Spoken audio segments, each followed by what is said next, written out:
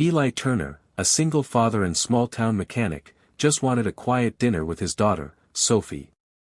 They stopped by Maple Creek Diner, the kind of place where the jukebox still played country songs and the waitress knew everyone's order by heart. But that night, something was off.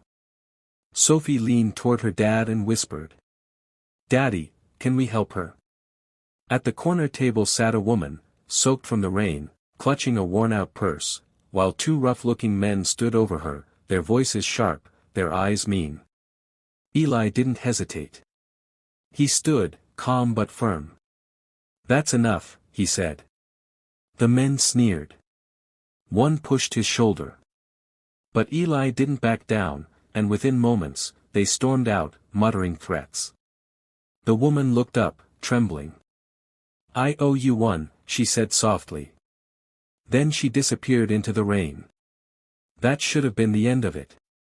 But what happened the next day shocked everyone. The next morning, police cars surrounded Eli's repair shop. Blue and red lights flashing. Neighbors staring. Sophie crying. Eli was handcuffed before he even understood what was happening.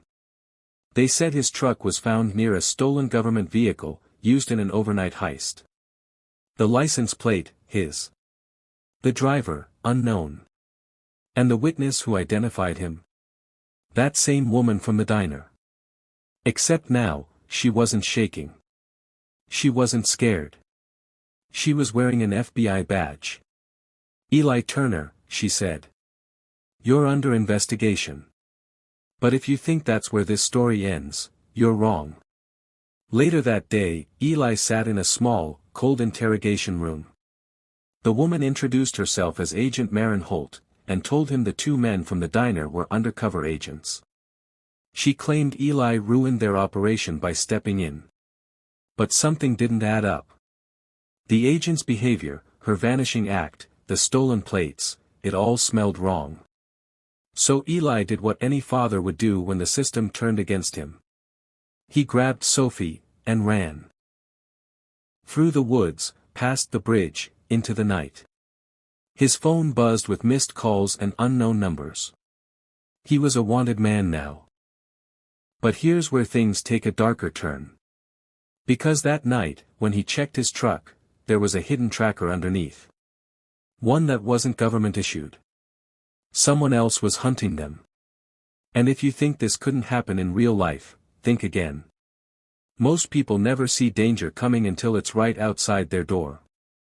Subscribe now, so you're not the last to know when truth hides in plain sight. Hours later, headlights flashed through the trees. Eli froze. Out stepped Maren. No agents. No backup. Just her. "You were right to run," she whispered. "They're not who they say they are." Turns out, her entire unit was compromised, infiltrated by a rogue intelligence group. They wanted something she didn't have. Something Sophie did.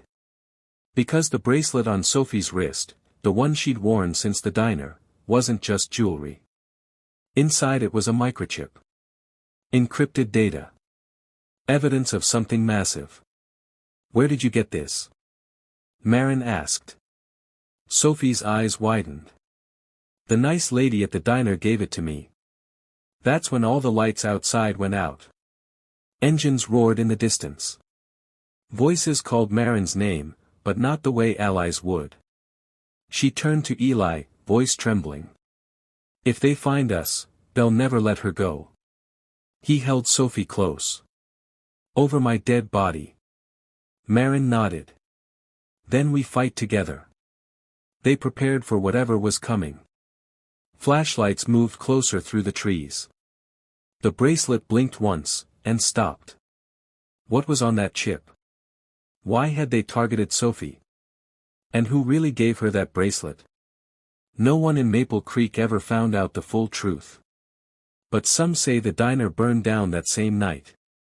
Others claim they saw Eli and Sophie on the highway, heading west, vanishing into the fog.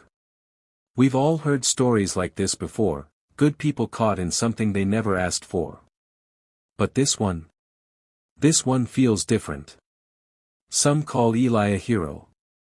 Others say he destroyed an entire operation. What do you think? Was he justified, or did he go too far? Tell me in the comments. And if you've ever helped someone and wondered later if it was a mistake. You already know how this feels. Because sometimes, the people we save are the ones who were never supposed to survive. Before you go, remember this. Truth hides where we least expect it. Only subscribers get the full story. Don't be left behind.